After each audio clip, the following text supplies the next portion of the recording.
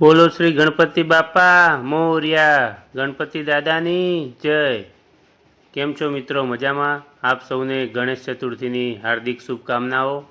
તો આજના વિડીયોમાં આપણે ગણેશજી વિશે વધારે માહિતી મેળવીશું। વેદ વ્યાસજી જ્યારે મહાભારત લખતા હતા ત્યારે ગણપતિએ લખવાની શરૂઆત કરી અને ગણપતિએ શરત મૂકી હતી કે જ્યાં સુધી તમે બોલશો ત્યાં સુધી હું લખીશ, તમે બોલવાનું બંધ કરશો ત્યારે મારી કલમ ઊભી રહી જશે અને હું લખવાનું બંધ કરીશ।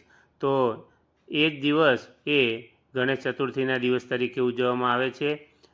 ગણેશ ચતુર્થીના દિવસે લખવાનું ગણપતિજીએ બંધ કર્યું હતું। મહાભારત લખીને ગણપતિ ખૂબ જ થાકી ગયા હતા, તેથી વેદવ્યાસે તેમને સ્નાન કરવા માટેનું કહ્યું। એટલે ગણપતિજીએ મહાભારત લખવાની શરૂઆત કરી અને સ્નાન કરવા સુધીનો સમય એટલે એ 10 દિવસ આપણે ગણપતિ બાપાને આપણા ઘરમાં રાખીએ છીએ, તેમનું પૂજન કરીએ છીએ અને તેના આશીર્વાદ લઈએ છીએ। આપ જોઈ રહ્યા છો ગણપતિજી ઘરમાં આગમન કરાવી રહ્યા છે। તો ઢોલ નગારા સાથે તેમજ રાસ ગરબા સાથે ભક્તો તેમને ઘરમાં લાવી રહ્યા છે।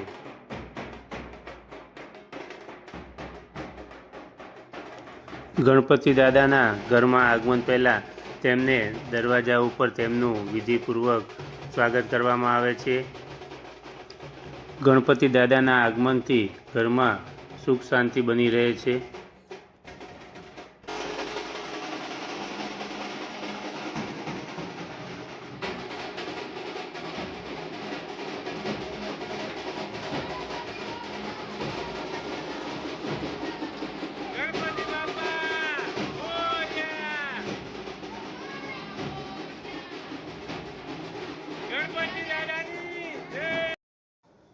ત્યારબાદ ગણપતિ દાદાનું પાણી, ફૂલહાર અને પંચામૃતથી સ્વાગત કરવામાં આવે છે અને તેની પૂજા વિધિ પણ કરવામાં આવે છે। ઘરના સર્વે સભ્યો દ્વારા તેનું પૂજન કરવામાં આવે છે। ફૂલહાર દ્વારા તેમનું ભવ્ય સ્વાગત કરવામાં આવે છે, જેથી ઘરના સભ્યોનું સુખ શાંતિ અને આરોગ્ય સારું રહે, ઘરમાં ધન સંપત્તિ અને લક્ષ્મીજી વસ્યા રહે। ગણપતિ બાપ્પા મોર્યા।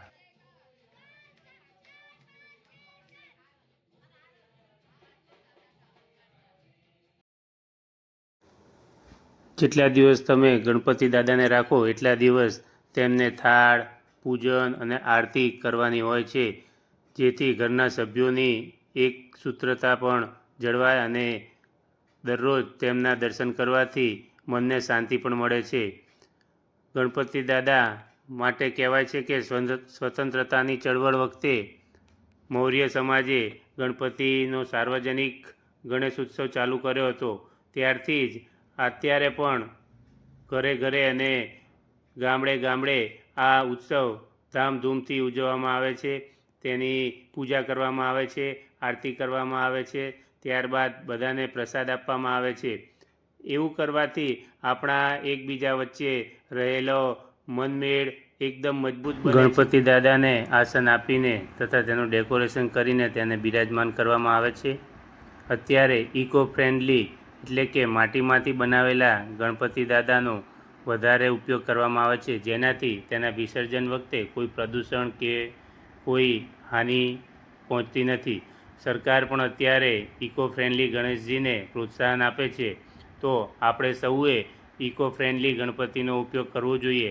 આપ જોઈ રહ્યા છો માટીમાંથી બનાવેલા, ઘરે બનાવેલા અમારા બાળકો દર વર્ષે માટીમાંથી ગણપતિજી બનાવે છે, તો આપ દર્શન કરી રહ્યા છો ઇકો ફ્રેન્ડલી ગણેશજી। એવી ગણપતિ દાદાના ચરણોમાં પ્રાર્થના ઉપર બની રહે। મહારાષ્ટ્રમાં ખાસ કરીને મુંબઈમાં પણ ગણપતિ દાદાનું મહત્ત્વ વિશેષ છે। ગણપતિ દાદાના પંડાલ ઠેર ઠેર જોવા મળે છે। હવે દરેક શહેરમાં, દરેક ગામડામાં, દરેક રાજ્યમાં ગણપતિ દાદાનું મહત્ત્વ વધતું જાય છે, જેનાથી આપણા બધા વચ્ચેનું સુખ શાંતિ બની રહે છે। ગણપતિ દાદા સાથેની આત્મીયતા બની રહે છે। આડોશ પાડોશમાં પણ આપણા પ્રેમપૂર્વકના સંબંધો જળવાઈ રહે છે. ગણપતિ દાદાના આગમનથી તેમજ તેમના દર્શન કરવાથી આપણા મનને શાંતિ મળે છે અને સુખ શાંતિનો અનુભવ થાય છે. તો મિત્રો, વિડીયોને લાઈક કરજો, શેર કરજો અને સબસ્ક્રાઈબ કરજો. ફરી મળીશું નવા વિડીયો સાથે. ગણપતિ દાદાની કૃપા આપ સૌ ઉપર બની રહે, આપનું આરોગ્ય સારું રહે તેવી શ્રી ગણપતિ દાદાના ચરણોમાં પ્રાર્થના. બોલો ગણપતિ બાપા મોરયા.